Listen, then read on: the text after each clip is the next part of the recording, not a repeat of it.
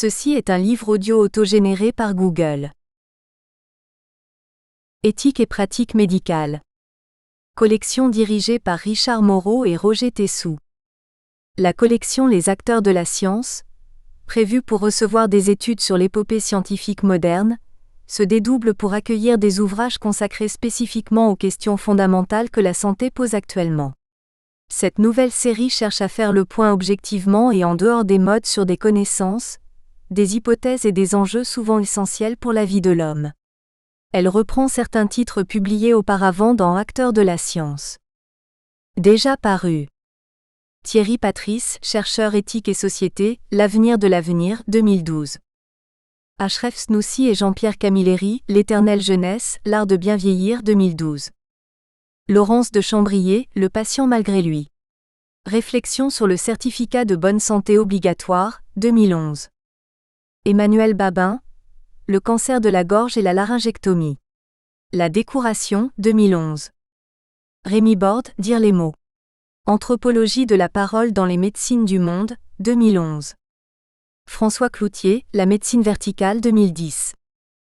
Gilbert et Anne-Christine Pierre, Parole d'une autiste muette, Énigmes et évidences, 2010. Gérard Megret, Êtes-vous un bon malade, 2010. Bernard Jouanjean, Physiologie du risque face à l'histoire, 2009. Éric Solym, Les cahiers d'un chirurgien. Témoin de la faillite du système de santé, 2009. Lionel Charby, L'information médicale. Informer le patient et le grand public, de l'obligation légale à la pratique, 2009. Dr Jean Chabrier, Seules les femmes savent marcher avec des talons aiguilles. Souvenir d'un gynécologue accoucheur, 2008. Philippe Raultdoumax, L'assurance maladie au risque de la mondialisation, 2008. Philippe Pirnet, L'aléa thérapeutique en chirurgie, 2008. Angélique Sentilhesmonkam, L'hospitalisation à domicile, une autre manière de soigner, 2007. Vincent Delahaye et Lucie Guyotdelhaye, Le désir médical, 2007. Citation. L'historien ne connaît pas du tout le passé, mais seulement sa propre pensée sur le passé. Paul Ricoeur, 1985. Temps et récit 3, Le temps raconté, Paris, Seuil, page 211. Un mot ne veut dire quelque chose que dans la mesure où celui qui le dit veut quelque chose, en le disant. Gilles Deleuze, 1988. Nietzsche et la philosophie. Paris, PUF, page 84. Remerciements. Les travaux nécessaires pour élaborer le contenu de cet ouvrage ont été soutenus par plusieurs agences scientifiques. Nous adressons nos remerciements au Fonds national suisse de la recherche scientifique, FNS, à la Commission pour la technologie et l'innovation, CTI, au Fonds stratégique de la Haute École spécialisée de Suisse occidentale, HESSO, ainsi qu'aux directions successives de la Haute École de santé de Fribourg, notamment à Jean-Claude Jacquet, premier directeur laïque de l'institution. Un merci particulier aussi à Clémence Dallaire, actuelle doyenne de la Faculté des sciences infirmières de l'Université Laval à Québec, Canada, qui a accepté avec enthousiasme de faire la préface de cet ouvrage en souvenir d'une franche et belle collaboration scientifique amorcée dès 2001 avec l'auteur. Préface. Le titre du volume a tout pour attirer l'attention. Son contenu ainsi que le vocabulaire utilisé vont remplir la promesse du titre, voir les soins infirmiers sous un autre éclairage. Le volume cible l'expression soins infirmiers, car les soins n'ont pas toujours eu recours à l'expression soins infirmiers, une expression semble-t-il récente dans le monde francophone et adoptée pour désigner la partie des soins qui a donné naissance à une profession, la profession infirmière. Or, même si les soins infirmiers ne peuvent à eux seuls résumer l'ensemble des soins possibles, Nadeau suggère qu'ils ne sont pas infirmiers. Le volume vise à faire comprendre les raisons qui sous-tendent cette conclusion.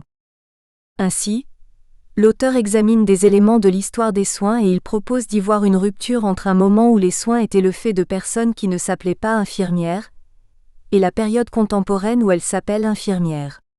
En raison de cette rupture qu'il juge néfaste, l'auteur formule des propositions visant à la réparer et à assurer une meilleure continuité dans le temps et dans la dénomination pour désigner les soins professionnalisés d'aujourd'hui. Michel Nadeau expose ses résultats et sur ces bases, il propose une reconceptualisation de l'ensemble des soins infirmiers contemporains.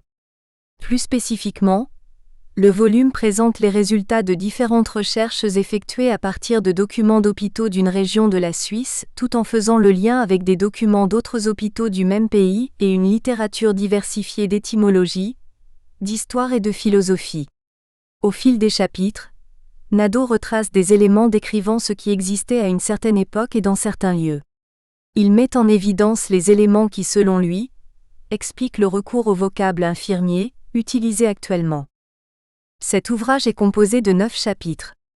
Il repose sur des travaux réalisés à partir de documents d'archives d'hôpitaux laïques du XVIIIe siècle, leur mission, leur organisation, le personnel, leurs activités, examiner la formation des premiers soignants laïques, pour ensuite se pencher sur l'origine des mots infirmier et infirmière, situer le mot infirmier dans l'espace francophone et proposer une façon de dépasser les représentations contemporaines qualifiées de mythe infirmier. Au cours des différents chapitres, l'auteur propose un survol des activités des soignantes et il creuse l'étymologie et l'évolution de l'usage de certains mots associés aux soins. En s'attardant aux soignants des hôpitaux laïques, le volume montre comment ces derniers n'avaient en général pas accès à l'écriture, s'inscrivaient dans une tradition orale de transmission des connaissances et en venaient à travailler en suivant un entraînement bref selon le modèle d'apprenti courant au cours des périodes examinées par l'auteur. Dans le chapitre 5, Nadeau résume et complète un travail de recherche sur le mot infirmier qui avait fait l'objet de publications plus synthétiques antérieurement. Dans le chapitre 6, l'auteur décrit l'addition d'une orientation religieuse à hôpital laïque et la transformation radicale du fonctionnement qui survint par la suite. On devine à la lecture qu'il s'agit d'une décision politique prise dans le contexte d'une situation économique difficile, même si le chapitre se concentre plutôt sur l'orientation religieuse donnée aux soins dans l'hôpital examiné. Nadeau affirme que les soins ont été influencés par la culture laïque, la religion, la médecine et la vie militaire tout en concentrant son propos sur l'influence de la religion, particulièrement les religions catholiques et protestantes. Il existe peu de volumes, surtout des volumes français qui examinent l'évolution des soins. Parmi ceux qui existent, on relate souvent l'histoire de la médecine au lieu de l'histoire des soins. Au contraire, ce volume et les travaux qu'il présente ciblent les soins, et ils sont ultimement axés sur une meilleure compréhension des activités qui composent les soins infirmiers contemporains.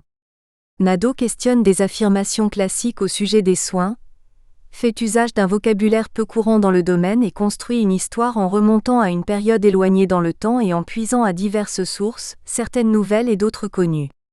Le volume complète plusieurs publications effectuées au fil des ans, et il vise à expliciter et à situer les résultats de recherches locales dans une compréhension plus générale de la discipline des soins infirmiers. Pour toutes ces raisons, il s'agit d'une lecture indispensable pour toute personne qui s'intéresse aux soins infirmiers. En effet, le volume présente une interprétation qui contraste et complète l'histoire officielle. Clémence Dallaire, infirmière Ph.D. Professeure titulaire, Faculté des sciences infirmières Université Laval, Québec, Canada. Avant-propos. C'est l'histoire d'un mot. Pas forcément celle des personnes qui s'en réclament, même s'il faut passer par elles pour retrouver la tradition de langage, mais bien l'histoire d'un terme et de son cheminement au sein des institutions de soins, notamment des hôpitaux des régions francophones de par le monde.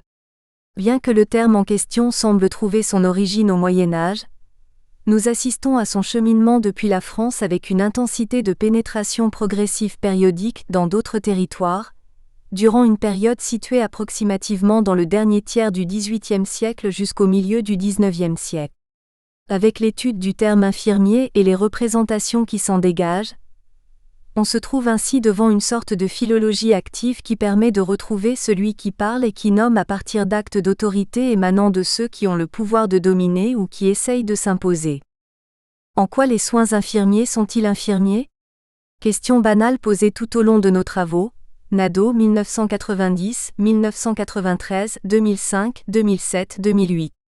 Derrière le mythe du tout infirmier, déjà dénoncé et ses clichés, les soignants et francophones dans plusieurs régions du monde subissent encore au plan épistémologique une domination symbolique culturelle imposée à la fin du XVIIIe siècle, et qui ne leur permet pas vraiment de se constituer une identité stable permettant à la discipline du prendre soin institutionnel de se développer. Les soins ne sont pas infirmiers. La pensée sur le soin n'est pas infirmière. Le mythe infirmier, savamment entretenu par la profession, masque les réels fondements de la discipline du prendre soin, dans le langage francophone, et sa dénonciation à l'effet d'un pavé dans la mare. C'est en effet la première fois dans l'espace francophone que l'on ose s'attaquer à l'hégémonie linguistique du terme infirmier, avec une critique argumentée. Il semble qu'un mythe s'effondre. Qu'à cela ne tienne. Dépasser nos propres mythes devient alors, comme pour d'autres sciences, une nécessité impérative pour statuer sur le savoir propre à la discipline du prendre soin. La science part des mythes et de leurs critiques, disait Popper, 1985, page 85. À l'abri de leur certitude, les infirmières continuent de faire un peu de tout, n'importe quoi et rien de spécial, pour reprendre la célèbre formule d'Evelyn Adam, 1979, sans pouvoir donner un sens particulier à la polysémie de leurs propres énoncés. Il est vrai qu'il est souvent difficile de trouver la particularité de sa propre rationalité, pour des prestations que l'on présente parfois sans valeurs économiques formellement reconnues. Pour JBC par exemple, un des penseurs de l'idéologie libérale du début du XIXe siècle ayant encore parfois une influence actuelle, l'état de domesticité ne suppose pas l'accumulation d'un capital humain tel celui mis en œuvre par le médecin.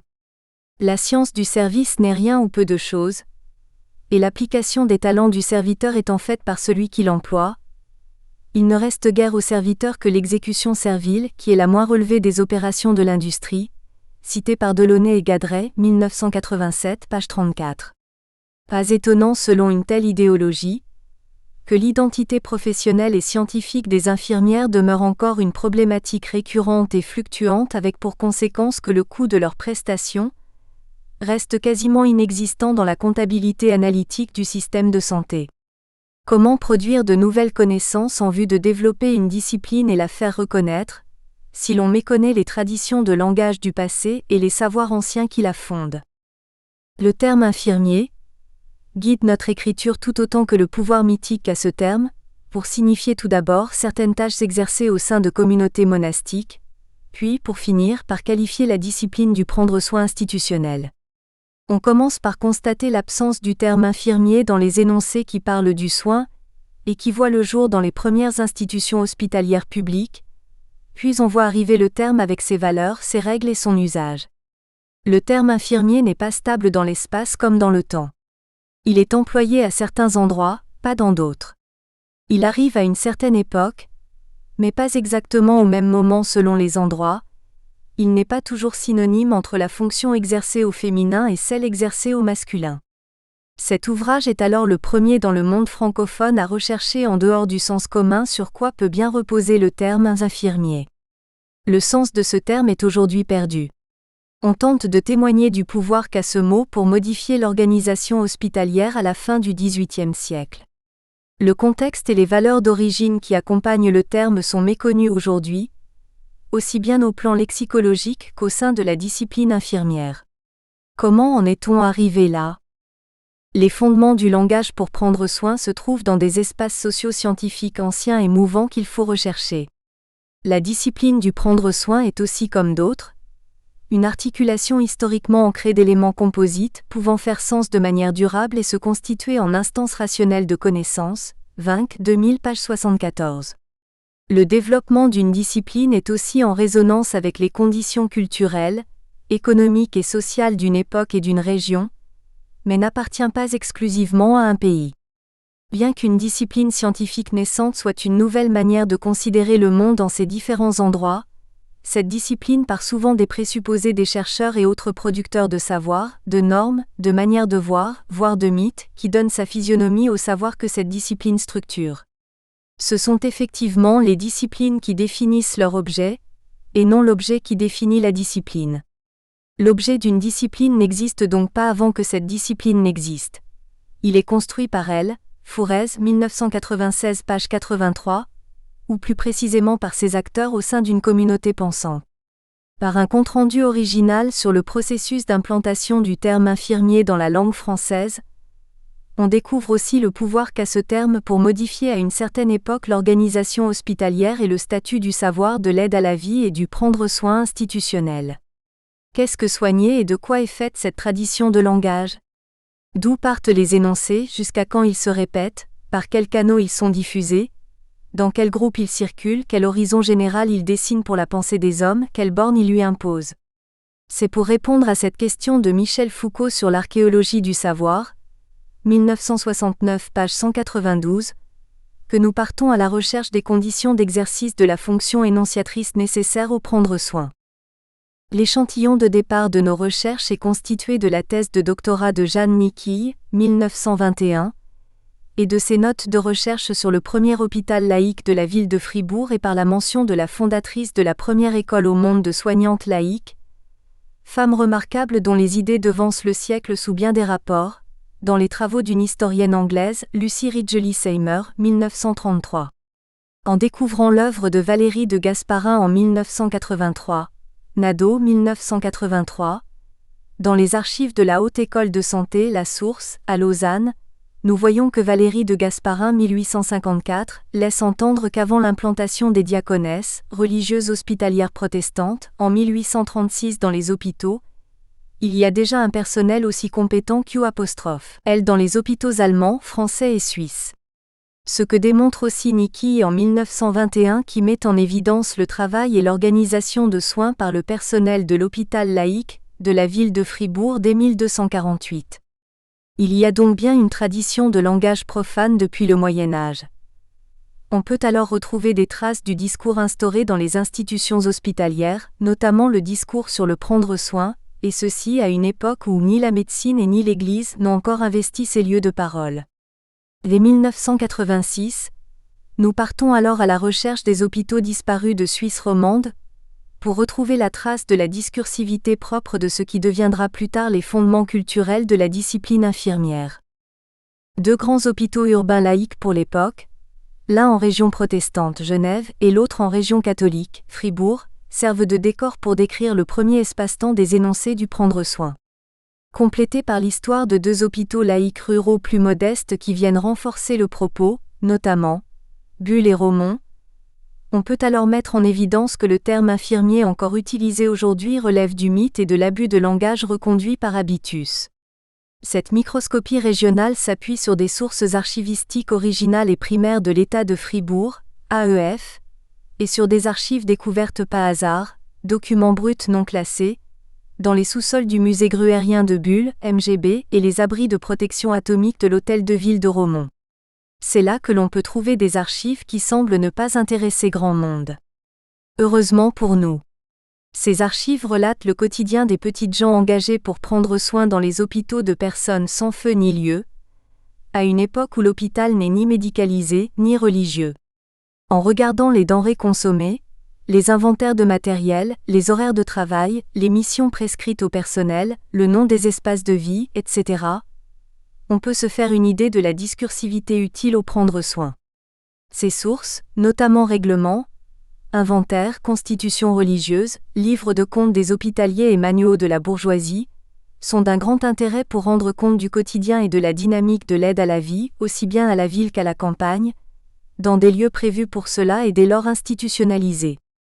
Plusieurs pays de la francophonie sont concernés par le problème de l'implantation du terme « infirmier ». Pour trouver le sens de ce terme, on part de recherches fondamentales minutieuses menées dans l'espace-temps spécifique du discours qui se tient année après année au sein d'hôpitaux aujourd'hui disparus dans les régions francophones de la Suisse. Dans ces régions, des manuscrits publics ou privés, méconnus et importants pour l'histoire de la discipline soignante sont retrouvés et donnent une bonne idée du processus engagé. Nous prenons soin de mettre en encadré et en italique les extraits originaux de ces sources qui méritent selon nous d'être portés à la connaissance du lecteur sous forme de texte brut, afin qu'il se fasse une idée des énoncés et de leur valeur.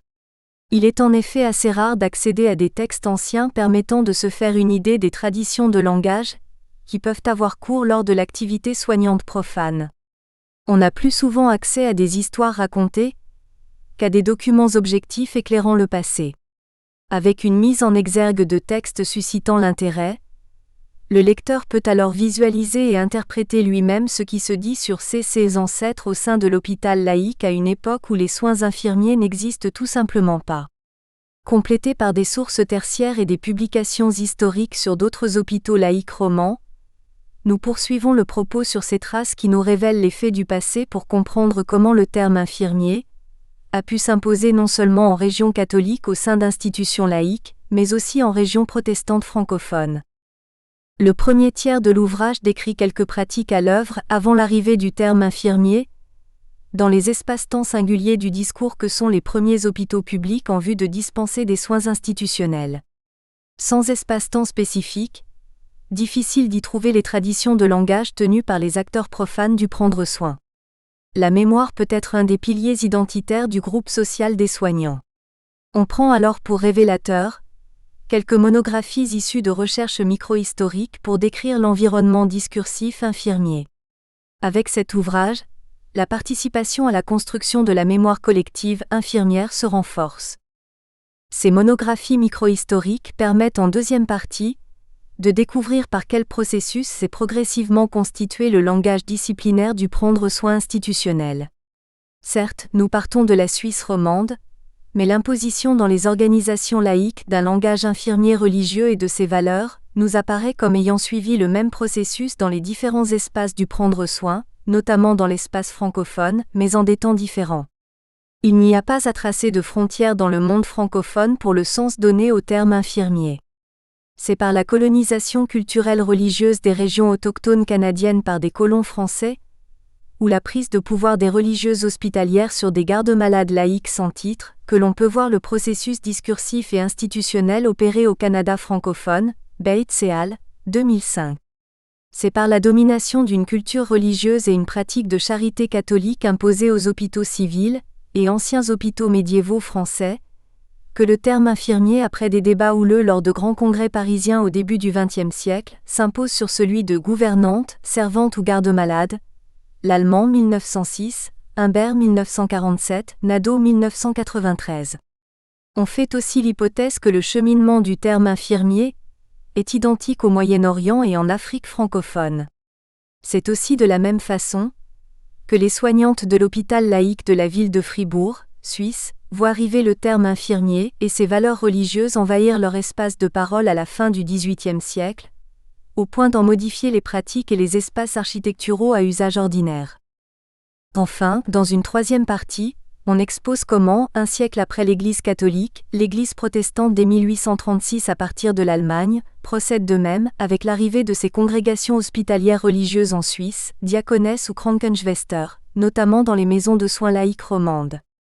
Avec un développement analogue pour toutes les maisons religieuses selon un modèle biologique. Une cellule mère, maison mère, développe une cellule fille, nouvelle communauté, de même ordre, le langage passe de pays en pays, de région en région, d'institution en institution. Mais cette emprise progressive du langage religieux et de ses règles d'action dans la société et sur les institutions de soins laïques fait réagir. Ce qui n'est pas toujours pour plaire. Face au système de formation des noviciats religieux dénoncés, comme des écoles anormales, on découvre après l'extension des communautés religieuses hospitalières, comment est fondée la première école normale laïque au monde pour la formation des soignants en 1859. Le chapitre consacré à cette école novatrice pour son temps explique comment la fondatrice de cette école, n'utilisant pas le terme infirmier, oppose au modèle religieux un contre-modèle laïque pour former des gardes-malades, bien que ces derniers soient présentés avec l'étiquette évangélique en milieu protestant de la Suisse romande. Le terme infirmier en concurrence avec celui de garde-malade n'en disparaît pas pour autant. Les deux termes cheminent pendant un certain temps comme des identités imposées concurrentes, mais éclairent peu sur la nature et les exigences de la fonction pour celles et ceux qui s'en réclament. Pour terminer, on propose de dépasser le mythe infirmier par une logique discursive propre à constituer, à partir des traditions de langage, cette épistémée manquante du prendre soin institutionnel, qui semble faire obstacle au développement de la discipline aujourd'hui. Le statut du terme infirmier, les concepts qui l'accompagnent, les connaissances et les valeurs qu'il contient n'ont rien à voir avec l'histoire des pratiques soignantes laïques, Nadeau 2003. Nous prendrons donc la précaution dans nos réflexions de ne pas mélanger l'histoire de l'Hôtel-Dieu et de la culture soignante religieuse qui relève de l'histoire de la religion et procure un bénéfice pratique spirituel et céleste à ceux qui s'y réfèrent, avec l'histoire de l'hôpital et de la culture soignante laïque qui relève des sciences humaines et procure un bénéfice pratique économique et terrestre aux infirmières d'aujourd'hui. Au XVIIIe siècle, la santé est un luxe. On cherche principalement au sein des hôpitaux de proximité de l'époque à promouvoir la survie, à aider à vivre les plus démunis, et à assurer le contrôle social de certains marginaux au sein d'un contexte culturel spécifique. L'histoire propre de la discipline soignante et de ses propos, la longue standardisation de ses pratiques, de ses savoirs et de ses discours, est toujours orpheline sur le plan de sa logie ou de son identité scientifique. Par quoi remplacer le vieux terme ecclésiastique infirmier, imposé aux soignantes laïques ? Comment passer d'une représentation spirituelle, symbolique et mythique de la profession, à sa représentation scientifique ? On tente de répondre à cette dernière question plutôt de type épistémologique dans la fin de cet ouvrage. Comment qualifier des actes de soins qui ne sont pas infirmiers pour donner une bonne raison aux soignants laïques, de situer enfin la spécificité de leurs événements discursifs, de leur rationalité philosophique, de leur identité disciplinaire, de leurs principes et règles d'action au sein des sciences humaines, en vue d'aider à vivre l'humain objet de soin dans un espace-temps collectif spécifique ? Sur quelle épistémé, ou quelle logie se fondent philosophiquement les activités institutionnelles d'aide à la vie et le prendre soin chez les laïcs ? 1. L'hôpital laïque public au XVIIIe siècle. Dans quel espace de parole, l'objet du discours de la discipline soignante a-t-il vu le jour ? Est-il possible de retrouver son lieu, et sa loi d'apparition ? Dans quel lieu les premiers énoncés soignants laïques peuvent-ils apparaître et se délimiter ? Sur quelle surface peuvent-ils s'analyser et se spécifier ? Pour répondre à ces questions, on recherche des hôpitaux aujourd'hui disparus. Les villes du Moyen Âge en Europe, notamment en Suisse romande, ont leurs institutions hospitalières laïques pour prendre soin d'humains souvent marginaux ou esseulés, et porteurs des misères de la vie. Ces institutions financées par les bourgeoisies de l'époque commencent par s'organiser, selon des modalités multiples, mais en adoptant des modèles issus de collectivités de vie anciennes, institutions hospitalières monastiques, auberges, exploitations agricoles ou divers ménages collectifs.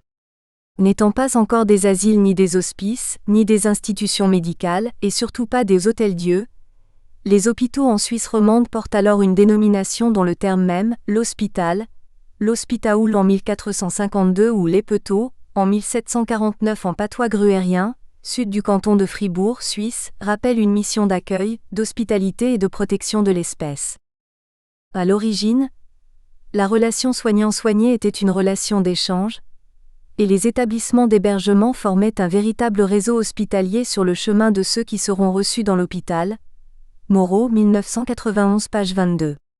Besoin nouveau apparaissant aux environs du XIe siècle, ces institutions se fondent aussi comme nous le rappelle Duby, 1988, page 137, en fonction de la nouvelle animation de passage, de ce fait social dont la brusque ampleur remplit l'époque, le voyage.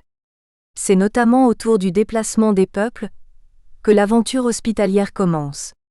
Sur les routes des premières civilisations du Moyen-Orient, on trouve des hôpitaux religieux qui se consacrent à l'accueil, à l'hébergement et aux soins des pèlerins comme l'hôpital de Jérusalem par exemple, dont les origines remontent à deux monastères, l'un d'hommes, Sainte-Marie latine, l'autre de femmes, Sainte-Marie-Madeleine, desservis tous les deux par des bénédictins venus d'Italie. Ces derniers, devant l'afflux de pèlerins au cours du siècle de l'an 1000, ouvrent un hospice avec l'aide d'un riche marchand, Mauro di Pantaleone, chef de la communauté des commerçants d'Amalfi à Constantinople. Cet hôpital quitte le giron bénédictin en 1113 et en tant qu'hôpital de Saint-Jean de Jérusalem, il sera rapidement la tête d'un ordre ayant des maisons et des hôpitaux dans tout l'Occident, et principalement le long des voies conduisant au port d'embarquement des pèlerins vers la Terre Sainte, de Murger, 2005, page 23. En ville de Fribourg, Suisse, on trouve également des institutions hospitalières religieuses analogues dès le XIIIe siècle. En 1259, les chevaliers de Saint-Jean de Jérusalem, ordre de Malte, transportent leur maison hospitalière du quartier de l'Auge, actuelle place Saint-Jean, au quartier de la Neuveville sur la planche supérieure, hôpital Saint-Jean, actuel bâtiment de la commanderie.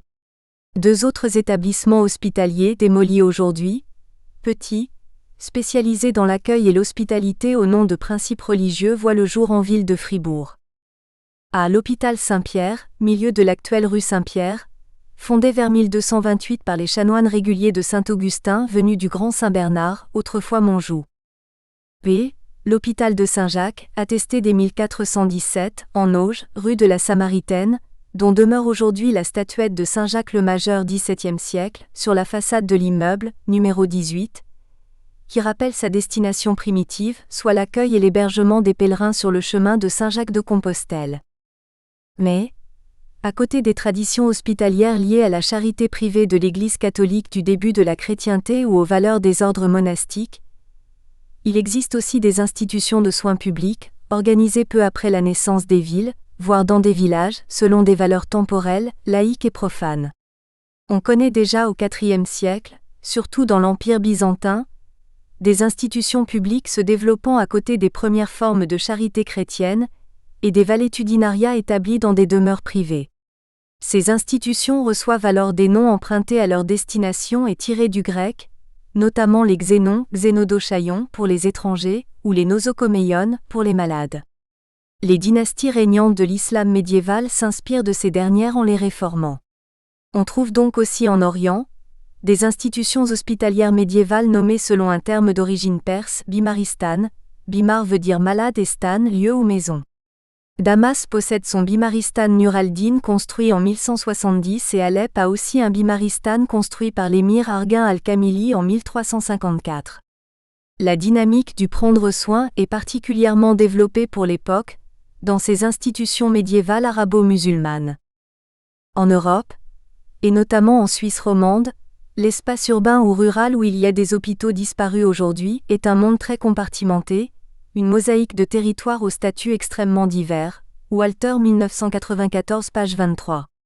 On peut parler d'un tissu urbain atomisé. La taille des régions est souvent fonction du seuil d'accessibilité. Au XVIIIe siècle, on définit ce seuil à 2 heures de marche, soit 8 km ou 10 à 20 km en diligence. Dans le canton de Fribourg, de petites exploitations agricoles font vivre les 3/4 de la population cantonale. Les villes sont alors autant de relais à l'ère des transports lents. Comme le relève Walter, 1994 page 50, le nomadisme est aussi au XVIIIe siècle le trait fondamental de la structure démographique. Dans ces conditions, les villes petites, moyennes ou grandes font fructifier leurs propriétés et les produits issus du travail hospitalier. À la fin du XVIIIe siècle, les villes abritant des institutions de soins laïques comptent 25 226 habitants pour Genève, 6 180 habitants pour Fribourg, 1165 habitants pour Bulle, Walter, 1994, page 50, et 1109 habitants pour Romont, Kuenlin, 1832.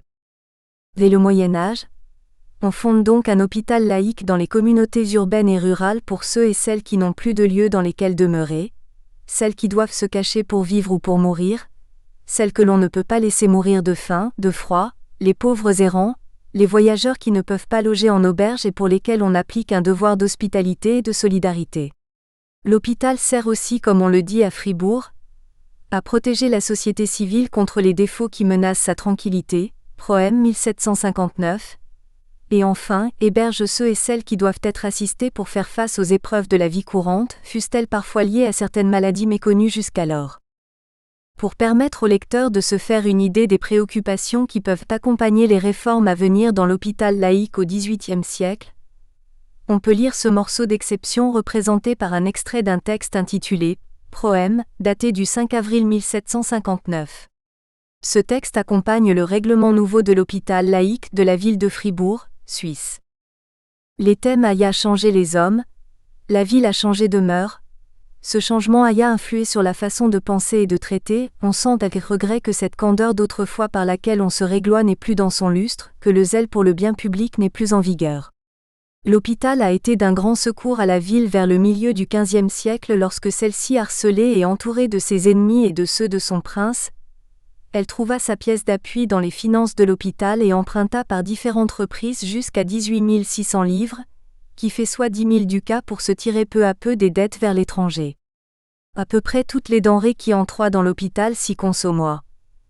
car on y entretenoit, comme on le remarque par plusieurs endroits, autant de monde qu'à présent et même davantage, le nombre des malades n'étant jamais en dessous de 30, toutefois la consommation doit être moindre, en ce que l'on ne comptoit que 6 livres de viande par semaine pour les personnes qui y devoient être le mieux entretenues, comme étoit Leclerc.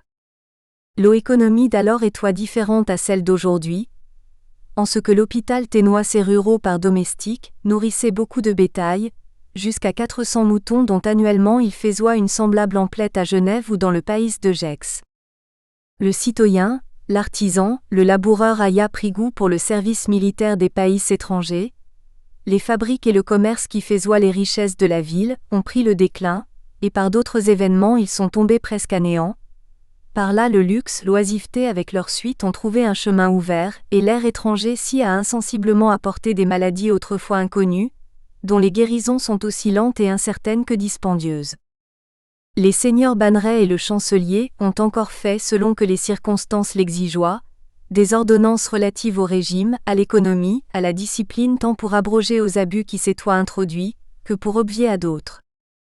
Le nouveau goût, la mode ont trouvé place dans l'hôpital, maison qui paroissoit devoir être exempte de la contagion du siècle, par où l'indolence dans l'administration y a été introduite comme aussi l'aisance à des servantes à exercer une espèce de maîtrise et leur libéralité, pour n'en pas dire davantage, et aux autres personnes de l'hôpital la liberté de négocier leurs portions, leurs habits, et aux médecins et chirurgiens l'autorité presque arbitraire d'envoyer à l'hôpital contre l'ancien usage autant et quelle personne malade qu'u apostrophe. Il jugeoit à propos.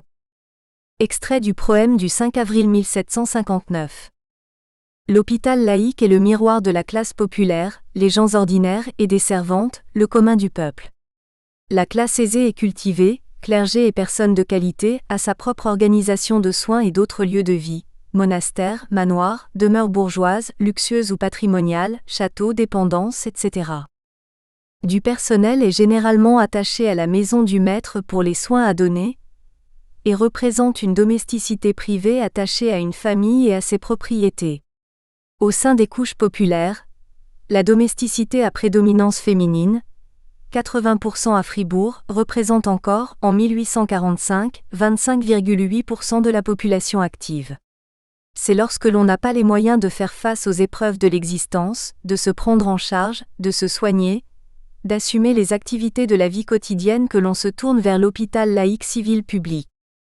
Situé aux limites de la ville ou du village, l'hôpital du Moyen-Âge est une collectivité qui demande un minimum d'organisation. Il se trouve proche d'une source, d'un cours d'eau ou des fossés de la ville. Sur le plan cadastral et architectural, les principaux volumes construits, les plus gros bâtiments d'une petite ville au Moyen-Âge, notamment à Fribourg, Bulle et Romont, et ce jusqu'à la fin du XVIIIe siècle, sont le château, l'église, l'hôpital et le fief bourgeois, maison de ville ou hôtel de ville. Pour se faire une idée de l'espace dans lequel se tiennent des discours d'action propres à l'activité de soins, nous mentionnons pour exemple et avec l'orthographe de l'époque, l'espace particulier de l'hôpital laïque de la ville de Genève en 1744. Avec les lieux, sont souvent d'associer dans le texte les acteurs qui occupent ces derniers ou le type d'activité exercée. L'hôpital est construit de telle manière que les pauvres seront dans un appartement différent de celui de l'hospitalier, les malades séparés des sains, et les hommes séparés des femmes. Les saigneux, épileptiques et autres qui auront des maladies fâcheuses seront dans des chambres particulières, et séparés de ceux qui sont sains. Ceux qui seront atteints de maux vénériens auront aussi des logements particuliers pour y être traités plus commodément et sans danger pour ceux de la maison. Autant qu'il se pourra les filles, surtout les jeunes ne seront pas dans les mêmes chambres que les femmes, 1744, page 65. Après avoir mentionné la maison, terme fréquemment utilisé pour qualifier l'hôpital général et sa représentativité des activités domestiques, nous trouvons la cave, dans laquelle est stockée la récolte des vignes de l'hôpital. La boulangerie, interdite aux femmes et aux filles. La boucherie, chargée de l'abattage du bétail, de la vente des cuirs ainsi que de la fonte des graisses pour le suif des chandelles. Il y aura ordinairement 3 vaches à lait dans la maison, et on prendra soin de garder le trait du soir afin d'en pouvoir donner aux particuliers qui en demanderaient pendant la nuit. 1744, page 10. Les écuries pour 6 chevaux dont l'un sera à 2 mains pour le service de l'hospitalier ou d'autres officiers. 1744, page 11. Ces chevaux particulièrement bien soignés servent aussi dans la lutte contre le feu. Avec les constructions de l'époque, le risque d'incendie est élevé. En cas de feu, l'on attellera promptement une bossette remplie d'eau avec une déchargeoire et l'on continuera à voiturer l'eau tant que le feu durera. 1744, page 12. Les manufactures qui comprennent la passementerie en haute et basse lisse, la carderie de laine et de soie, la fabrique des bas de laine, le filage d'or et d'argent, de soie, de fleurets et de laine, le filage du chanvre, du lin et des étoupes, la maison de correction, appelée aussi maison de discipline ou la discipline, créée en 1631, dans laquelle les coupables seront renfermés dans des cachots ou cellules ou chambres communes à plusieurs selon la nature ou le degré de leur faute. 1744, page 14. Comme la vie en collectivité génère certains troubles de l'ordre établi au sein d'une organisation formatant les pratiques, on ne badine pas avec les habitants de l'hôpital qui ne respectent pas les règles d'action. En période de disette et de pénurie alimentaire, certains en viennent à voler des denrées. D'autres, par exemple, s'injurient, ne respectent pas les servantes ou font preuve de violence. On trouve aussi comme espace de langage, la cordonnerie, dans laquelle se fabriquaient les souliers des pauvres. L'école à l'usage des enfants des personnes assistées, des enfants à la maison de correction, et pour les enfants des chasse-gueux. 1744, page 21 à 22. La chambre du tailleur d'habits, fidèle et habile dans son métier, qui sera obligé de raccommodeur les habits déchirés des pauvres. 1744, page 24. Les 2 moulins de l'hôpital, obligés outre le prix de leur amodiation, de moudre pour la maison une certaine quantité de blé. Le grenier du receveur des graines duquel part le blé qu'il faudra moudre chaque semaine. 1744, page 26. Les fonds de l'hôpital, c'est-à-dire campagne avec fermes, vignes, prés et jardins, forêts de Jussy, des Frères, de Bay, de la Petite Grave et de Céligny. 1744, page 78. La boutique de l'hôpital. 1744, page 37. Le temple de la maison dans lequel le ministre prêchera tous les dimanches matins et fera un catéchisme familier les mercredis sur les principaux points de la religion. 1744, page 38. Le réfectoire dans lequel les pauvres dînent et soupent dans le silence et duquel ils ne peuvent sortir qu'après la prière faite pour rendre grâce à Dieu. 1744, page 49. Les magasins et bûchers dans lesquels sont entreposées les provisions de bois, braise et charbon. 1744, page 51. La grande cuisine dans laquelle on tiendra aux malades un pot particulier pour du bouillon, de l'orge ou des gruaux d'avoine, dont les personnes destinées pour les servir leur donneront aux heures convenables. 1744, page 55.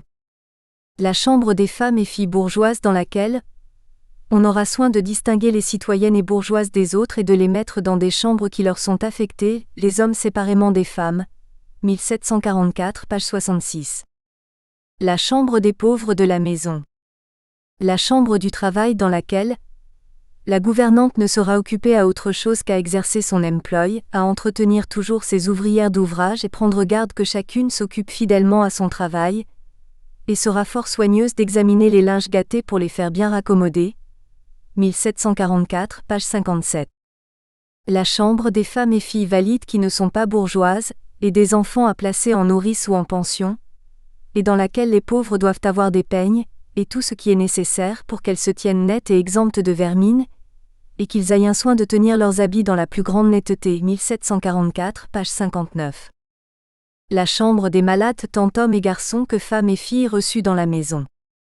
La chambre des passants et mendiants.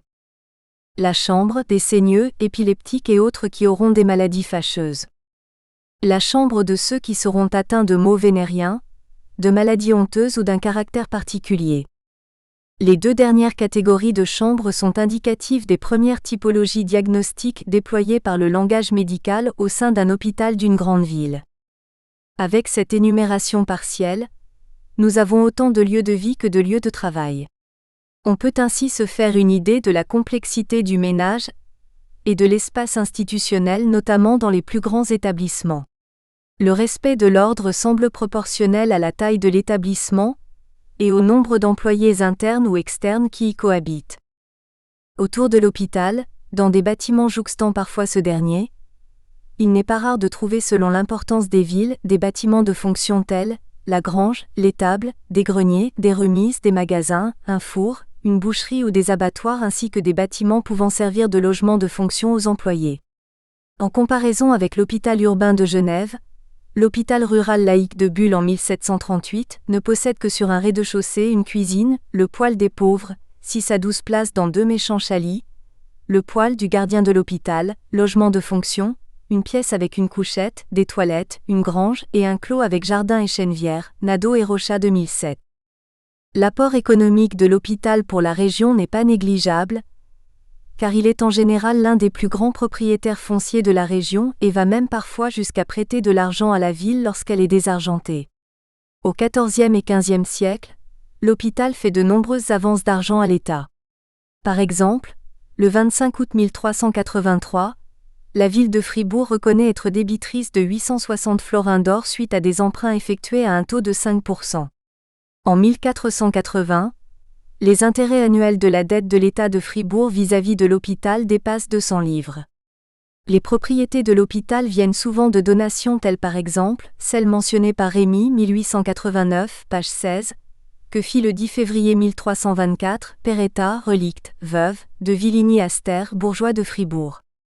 Cette personne donne ainsi à l'hôpital de Fribourg, son jardin situé hors de la porte des Vieux Hôpitaux, rue actuelle des Alpes, arrière la maison des Dames Béguines de Saint-Jacques, non loin de l'emplacement actuel du couvent des Ursulines vers la place Piton. Sous l'Ancien Régime, les termes la maison ou le ménage servent souvent à qualifier un hôpital et son organisation collective pour prendre soin. De nos jours, on voit souvent l'hôpital comme un haut lieu symbolique habité par la maladie et la médecine. Il n'en a pas toujours été ainsi. Les métiers des soins sont en place avant que l'hôpital ne soit médicalisé.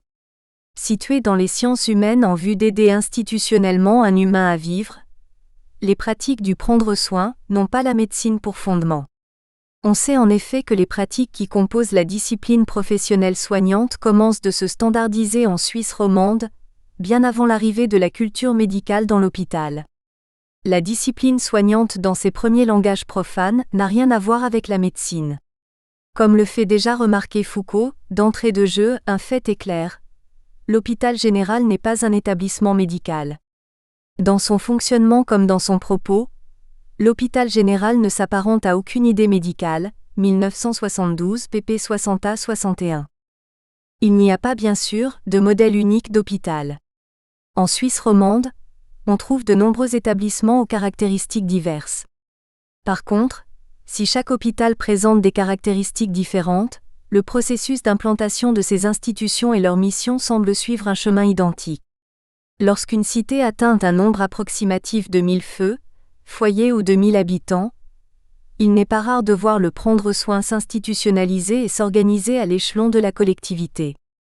Quant au vocabulaire utilisé pour qualifier les anciens hôpitaux, évitons les amalgames et les généralisations hâtives. L'hôpital laïque n'est pas un hôtel-dieu Domus Dei, ni un hospice. Il le devient parfois a posteriori. Nous devons éviter d'appeler ce genre d'établissement un hospice, Annex Cabanis, 1985, car ce terme a reçu son sens moderne et médicalisé seulement vers 1770.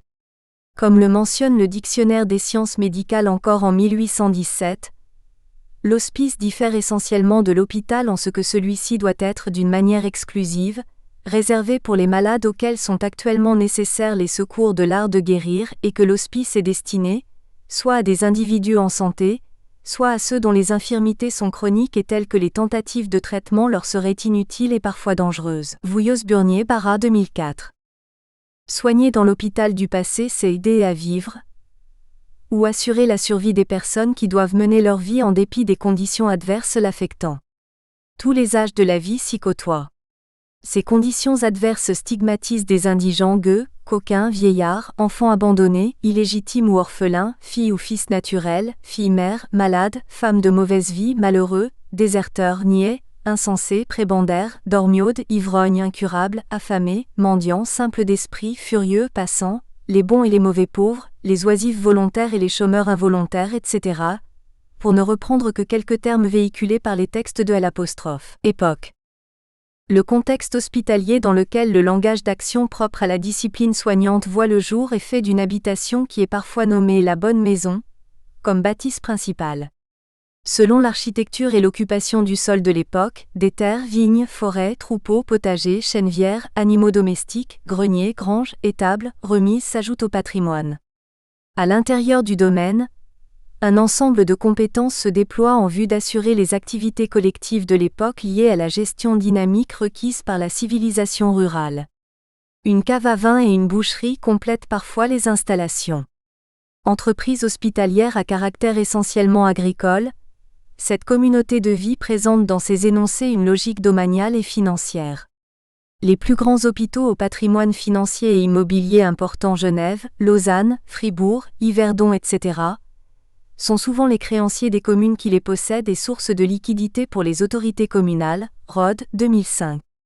L'hôpital laïque de l'Ancien Régime doit être vu comme une puissance économique au service de la haute bourgeoisie. Plusieurs corps de métier se côtoient dans les plus grosses institutions et réclament organisation, coordination, collaboration, communication et différents... Nous espérons que vous avez apprécié cet aperçu. Pour continuer à écouter ce livre audio sur Google Play Livres, utilisez le lien dans la description de la vidéo.